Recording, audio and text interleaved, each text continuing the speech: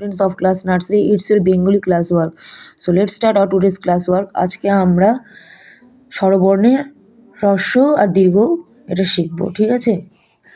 তো দেখো, প্রথমে এভাবে আগে মাত্রা দিয়ে দেবে, তারপরে এটা এভাবে করে টিক্কিটা দিতে কিন্তু ভুলবে না। হ্যাঁ, এটা হয়ে গেল হ্রস্ব। তারপরে দেখো আগে মাত্রা দেবে, ঠিক আছে, তারপরে এভাবে করে এভাবে দেবে, এখানেও টিক্কি দিতে কিন্তু ভুলবে না। এটা হলো দীর্ঘ। তাহলে আবার লিখছি, দেখো হ্রস্ব দীর্ঘ,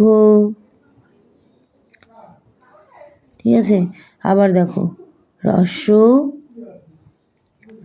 দীর্ঘ,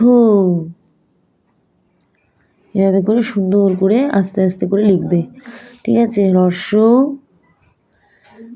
দীর্ঘ, টিক্কিটা দিতে কিন্তু ভুলবে না, টিক্কিটা দিতেই হবে, দীর্ঘ, ঠিক আছে। এভাবে করবে হ্রস্ব আর হচ্ছে দীর্ঘ। এবার এগুলোর পড়া আমরা পড়বো এখন। দেখো এখানে হ্রস্ব আর দীর্ঘতে কি রয়েছে, দেখো হ্রস্বতে রয়েছে উট, এই যে উট পাখিটির গলা সরু, উট পাখিটির এই যে গলা সরু, ঠিক আছে। হ্রস্বতে হবে উট আর দীর্ঘতে হবে উষা, ঠিক আছে। তাহলে উষার আলোয় দিনের শুরু, উষা মানে সূর্য, যে সূর্যের আলোয় দিনের শুরু।